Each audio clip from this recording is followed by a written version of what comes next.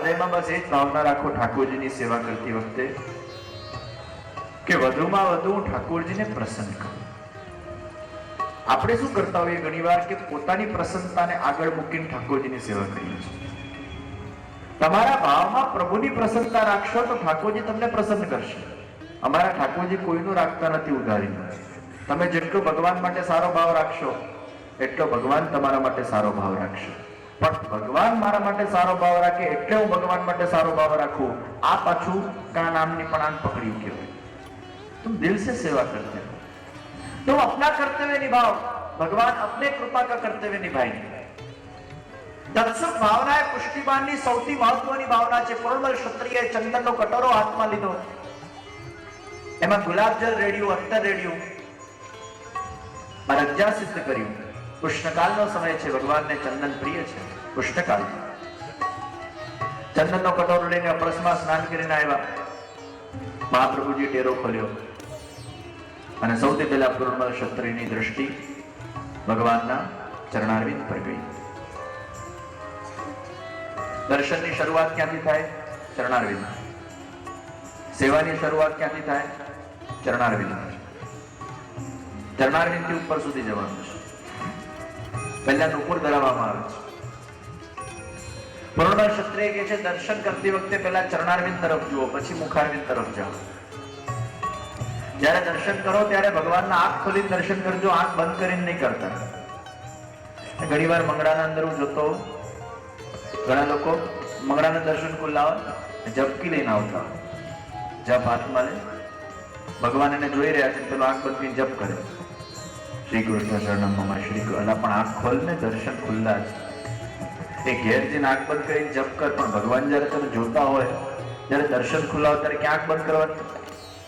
અને મોટા ભાગે ઘણા બધા લોકો મર્યાદા માર્ગમાં આપણે જોયું હોય કે ઠાકોરજીના મંદિરના સામે બેસીને જપ કરે. એને એવું કે ભગવાન સામે જપ કરી તો જપ પડે. પણ ભગવાન સામે જપ કરવાનું તને કોણે કીધું? ભગવાન સામે દર્શન થાય, સેવા થાય, જપ ના થાય. હા, સ્મરણ કરતા કરતા સેવા થાય, સ્મરણ કરતા કરતા દર્શન થાય. પણ જપની માળા લઈને ભગવાનના સામે બેસીને તમે અનુષ્ઠાન કરવા બેસો, આ તો એના જેવું થયું કે તમને તમારા પતિ માટે બહુ જ પ્રેમ હોય અને તમારા પતિ બહારગામ જાય અને તમને પતિની બહુ જ યાદ આવે, એટલે તમે જપ કરો. માળા હાથમાં લીધી, સોફાની નીચે બેઠા અને પતિનું સ્મરણ કરીને પતિની માળા જપો. ઓમ રમેશાય નમઃ, રમેશાય નમઃ, રમેશાય નમઃ, રમેશાય નમઃ, રમેશાય નમઃ, રમેશાય નમઃ, રમેશાય નમઃ, રમેશાય નમઃ, રમેશાય નમઃ, રમેશાય નમઃ, રમેશાય નમઃ, રમેશાય નમઃ, રમેશાય નમઃ, રમેશાય નમઃ, રમેશાય નમઃ. અને રમેશભાઈ ખરેખર આવે. રમેશભાઈ સોફા પર બેઠા હોય અને તમે નીચે બેસીને ઓમ રમેશાય નમઃ, રમેશાય નમઃ, રમેશાય નમઃ, રમેશાય નમઃ, રમેશાય નમઃ, રમેશાય નમઃ, રમેશાય નમઃ, રમેશાય નમઃ, ચા મુક, હું રમેશાય નમઃ, રમેશાય નમઃ, રમેશાય નમઃ કર્યા કરે બેઠી બેઠી ચા. એ પતિ ના હોય તમે માળા જપો, પણ એ સામે બેઠો હોય એના સાથે પૂછાય નહીં કેમ છો, કેમ છો, ક્યાંથી આવ્યું, શું થયું, ના થયું, તે થયું, કરો પંચાયત. પણ એના સામે કે માળા કરાય, એની સેવા થાય, એનાથી વાત કરાય, ટાઈમ સ્પેન્ડ થાય. તો જ્યારે ભગવાન આપણા સામે હોય, ભગવાન આપણને જોતા હોય, આપણે ભગવાનના દર્શન કરતા હોઈએ, ત્યારે માળા નથી જપવાની, ત્યારે સ્મરણ કરવાનું છે, સેવા કરવાની છે, દર્શન કરવાના છે, કીર્તન ગાવાના છે. એટલે આપણા ત્યાં ખુલ્લી આંખે કીર્તન ગાવાના છે ઠાકોરજી સામે. ઠાકોરજી તમને જોતા હોય, તમે કીર્તન ગાઓ, ભગવાનના સુંદર સ્વરૂપામૃતનું પાન કરો. એમ ઘણા લોકો દર્શન કરતી વખતે પાઠની ચોપડી લઈને આવે અને પાછા આમ નીચે મોડું કરીને એવી સસ્પેન્સ સ્ટોરી વાંચતા હોય. એ રીતે ભગવાન એના દર્શન કરતા પેલું પાઠ કરતો ઠાકોરજી સામે. ચિંતા કાપીને કાર્ય નિવેદિતા ત્વમેકદાપિ ભગવાન અભિ પુષ્ટિ સ્તોત્ર કરીષ્યતિ તવ કૃતં સકલ. ભગવાન કે છે બધું મને કેમ હમણાં? આ તારા માટે, મારા માટે. ભગવાન સામે કયા પાઠ થાય? મધુરાષ્ટકમ થાય, કૃષ્ણાષ્ટય થાય. ભગવાન તમે મધુરાષ્ટકમ કરો. અધરમ મધુરમ મધુરમ મધુરમ નયનમ મધુરમ વસતમ મધુરમ રદમ મધુરમ કવનમ મધુરમ મધુરાધિપતેર સર્વમાર્ગેષુ નષ્ટેષુ કલૌ ચ ખળદર્મિણી પાશંત પ્રચરે લોકે કૃષ્ણ એવ ગતિર્મમ. હે કૃષ્ણ, તું જ મારી ગતિ છે, તું જ મારું સર્વસ્વ છે. અધરમ મધુરમ, ભગવાન તમે મધુર છો એ ભગવાન સામે કરો, પણ ભગવાન સામે ચિંતા મારે કરવી જોઈએ નહીં. બ્રહ્મ સંબંધ લીધા પછી મારે કોઈ પણ જાતનું ટેન્શન કરવું જોઈએ નહીં, મારે અસમર્પિત ખાવું જોઈએ નહીં, મારે આમ નહીં કરવું જોઈએ, મારે તેમ નહીં કરવું જોઈએ. ભગવાન કે આ બધું મને કેમ સંભળાવે છે? તારા આચરણમાલા શિક્ષાત્મક પાઠ, વિવેક ધૈર્યાશ્રય, બાલબોધ, સિદ્ધાંત રહસ્ય આ બધા ઠાકોરજી સામે નથી થતા. નવરત્ન આ તમારા માટે છે. પાઠ કરીને સેવા કરો એ તમારા જીવનના અંદર પરિવર્તન આવે એના માટેના આ બધા પાઠ છે. આખી ભગવાનની સ્તુતિ નથી. સાસુ વહુ વચ્ચે બનતું ના હોય ને વહુજી સાસુજીને કે અચાનક વહુમાં પરિવર્તન આવે, સાસુજી મારે તમારું કયું માનવું જોઈએ, સાસુજી મારે તમને આદર આપવું જોઈએ, સાસુજી તમે જે કહો મારે માનવું જોઈએ, સાસુજી મારે તમારાથી જૂઠું ન બોલવું જોઈએ, સાસુજી આમ, સાસુજી તેમ, સાસુજી કે આ બધી વસ્તુ આચરણ મલાવ મને કેમ સંભળાવે છે? ત્યારે ભગવાનના સામે ભગવાનના દર્શન. પુરણમલ ક્ષત્રિય ચરણારવિંદથી લઈને મુખારવિંદ સુધી દર્શન કરે છે. શ્રી વલ્લભાચાર્યજી મહાપ્રભુજીએ શિંગાર વડા કર્યા. પુષ્ટિમાનના બધા શબ્દો તમે જોયા, બહુ સોફ્ટ. વડું વડું કેટલું આમ ધીમું છે વડું.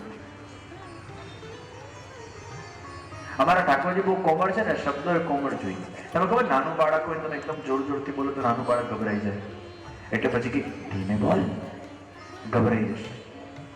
તે નાનું બાળકનો ભાવ હોય ત્યાં પછી શબ્દો એકદમ કોમળ જોઈએ. પછી આમ જોર જોરથી તમે બોલો ઠાકોરજી ગભરાઈ જાય. વડું.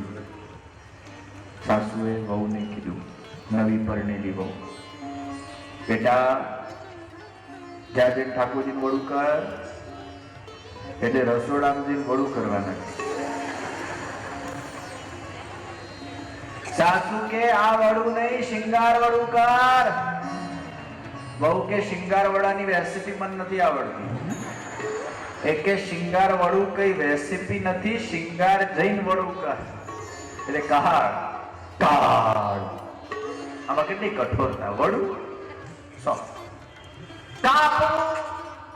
કેટલી કઠોરતા છે. સુધારો, સમારો, એટલો ખાસ. તો પુષ્ટિમાના બધા શબ્દો એવા સોફ્ટ છે. ઘણી વાર છે ને શબ્દોનું અર્થનું અનર્થું કરી લો.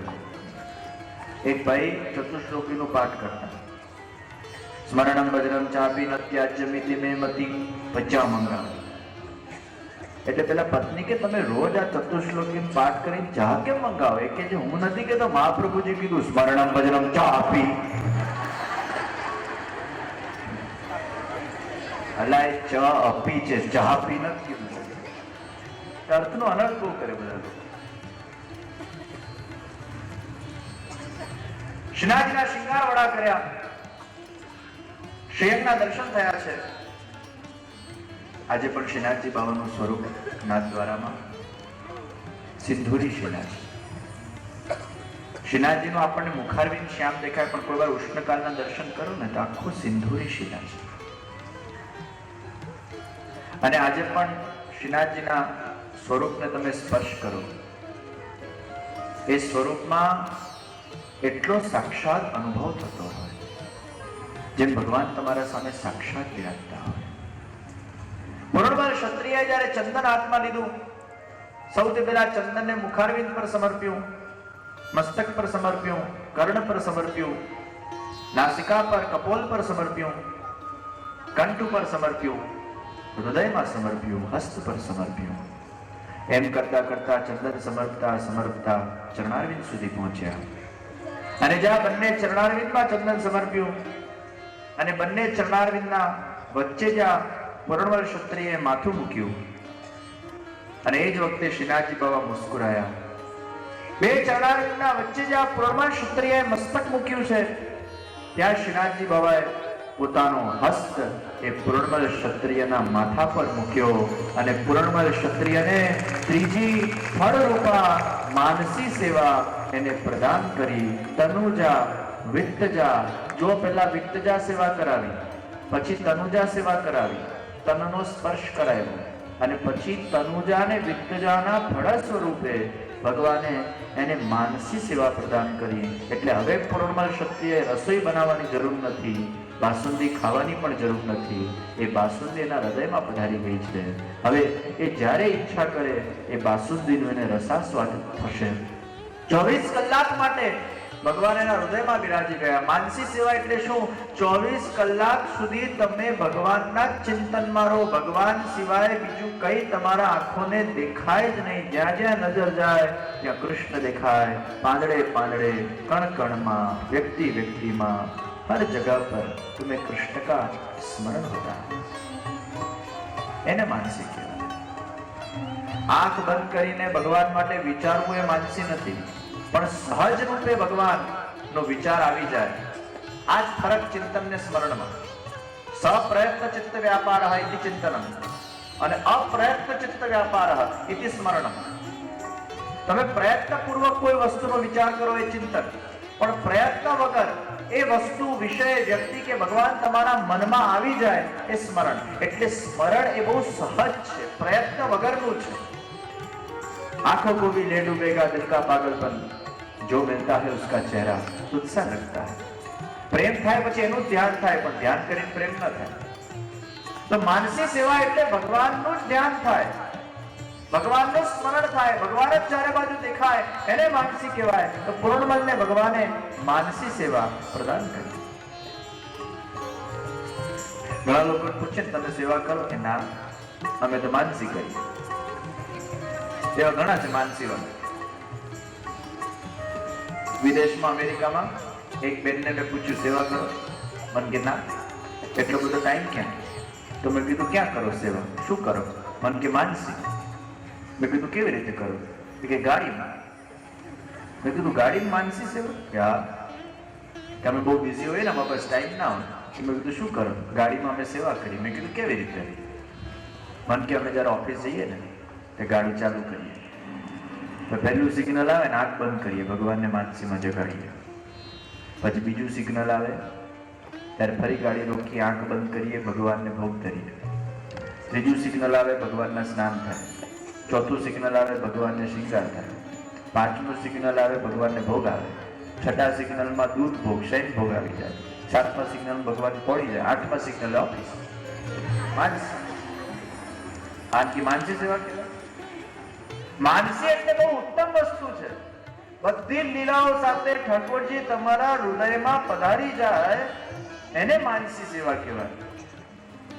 એ વ્યસન દશા પણ જ્યારે સુદૃઢ બને ત્યારે માનસી ફલરૂપા સેવાની પ્રાપ્તિ થાય. એ પૂર્ણમલ ક્ષત્રિયને પૂર્ણ ભક્તિથી શ્રીનાથજી બાબાએ એના હૃદયના અંદર વિરાજમાન થયા અને માનસી સેવા પ્રદાન કરી.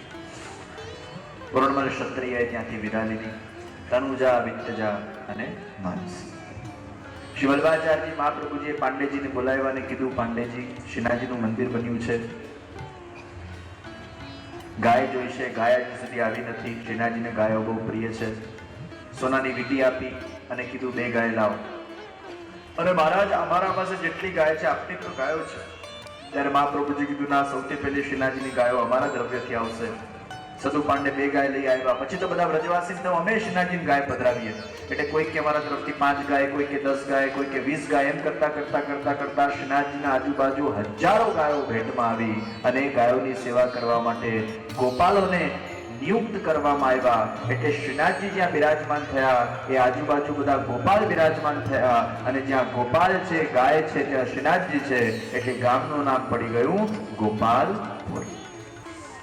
પછી મહાપ્રભુજી પાસે રામદાસ ચૌહાણ આવ્યા. હે પ્રભુ, હવે મારો સમય પૂરો થાય છે, હું નિત્ય લીલામાં પધારું છું. ભગવાનની ઝુમખાજી લઈને આવ્યા, આપ કોઈ બીજા મુખ્યાજીની વ્યવસ્થા કરો. શ્રી મહાપ્રભુજીએ સદુ પાંડેજીને કીધું, કોઈ બીજા મુખ્યાજીની વ્યવસ્થા થાય એવી છે? સદુ પાંડે કીધું, મહારાજ, અહીંયા શ્રીકુંડ ઉપર એક બહુ મોટા સંન્યાસી માધવાનંદ તીર્થ એમનું નામ છે, એ રોજ ગિરિરાજની પરિક્રમા કરે છે, આપણે એમને મુખ્યાજી બનાવીએ. મહાપ્રભુજી કહે છે, આ તો મારા વિદ્યાગુરુ છે અને મેં એમને ગુરુદક્ષિણાના અંદર વચન આપેલું કે એક દિવસ તમને કોઈક કાલમાં શ્રીનાથજીની સેવા પ્રાપ્ત થશે. માધવાનંદ તીર્થજીને બોલાવવામાં આવ્યા. પરસ્પર અભિવાદન થયું અને શ્રી વલ્લભાચાર્યજી મહાપ્રભુજીએ રામદાસ ચૌહાણ પછી માધવાનંદજીને મુખ્યાજી બનાવ્યા છે અને આ બાજુ શ્રીનાથજી બાબા માધવાનંદજીને શું કે છે? યતિજી. એ યતિ ઉપરથી અપભ્રંશ થયું જતિ, એટલે શ્રીનાથજી જે બિરાજમાન થયા એને શું કહેવાય? જતિપુરા. અને બીજું નામ શું પડ્યું? ગોપાલપુર. તો જતિપુરા અને ગોપાલપુર આ બંને એ ક્ષેત્રનું નામ પડી ગયું જે ગિરિરાજના શિખર પર શ્રીનાથજી બિરાજમાન થયા. શ્રી વલ્લભાચાર્યજી મહાપ્રભુજી પૃથ્વી પરિક્રમા પર પધાર્યા. દૈવી જીવોના કલ્યાણ માટે શ્રી મહાપ્રભુજીએ પૃથ્વી પરિક્રમા કરી. 1527 ના અંદર શ્રી મહાપ્રભુજી જગન્નાથપુરીમાં હતા. એ વખતે શ્રીનાથજી આજ્ઞા કરી, હે શ્રી વલ્લભ, આ ભૂતલનો ત્યાગ કરીને નિત્ય લીલામાં પધારો. 1530 ના અંદર મધુવનના અંદર મહાપ્રભુજી બિરાજમાન હતા. બીજી વાર ભૂતલ ત્યાગની આજ્ઞા થઈ અને ત્રીજી વાર જ્યારે 1531 માં મહાપ્રભુજી અડેલમાં બિરાજમાન હતા ત્યારે શ્રીનાથજી આજ્ઞા કરી, હે શ્રી વલ્લભ, अब आप हमारी नित्य लीला में पधारो. भगवत આજ્ઞાને શિરોધાન્ય કરીને શ્રી મહાપ્રભુજીએ ત્રિદંડી સંન્યાસ લીધો. ત્રિદંડી સંન્યાસ એટલે કાયિક, વાચિક અને માનસિક રીતે લીધેલો સંન્યાસ. મહાપ્રભુજીએ મૌન વ્રત ધારણ કર્યું, ભોજન ત્યાગ કર્યું, જલ ત્યાગ કર્યું. 40 દિવસ સુધી એ સંન્યાસ અવસ્થાને ગ્રહણ કરીને શ્રી મહાપ્રભુજી એ કાશીના હનુમાન ઘાટ ઉપર પધાર્યા અને હનુમાન ઘાટ ઉપર બિરાજમાન થયા. શ્રી ગુસાઈજી, ગોપીનાથજી પણ બિરાજમાન થયા. હજારોની તાદાદમાં વૈષ્ણવજન ઉપસ્થિત થયું અને સનાતન સૃષ્ટિ પણ એ વખતે ઉપસ્થિત બની છે. શ્રી ગુસાઈજી, ગોપીનાથજીએ વિનંતી કરી, આપનો અંતિમ ઉપદેશ આપો. તમારા બાપ દાદા દ્વારા કહેવાયેલા છેલ્લા ઉપદેશને તમે પણ માનો છો ને? એ મહાપ્રભુજી દ્વારા ષોડશ ગ્રંથના સાર રૂપે સમસ્ત જગતને, વલ્લભીય સૃષ્ટિને અંતિમ ઉપદેશ આપવામાં આવ્યો. એ વખતે કશું બોલ્યા નથી, મૌન વ્રત છે. લખીને શ્રી મહાપ્રભુજીએ શિક્ષા શ્લોકીના રૂપમાં ભૂતલમાંથી પધારતા પધારતા પોતાના સુંદર શબ્દો ભેટ રૂપે આપ્યા છે.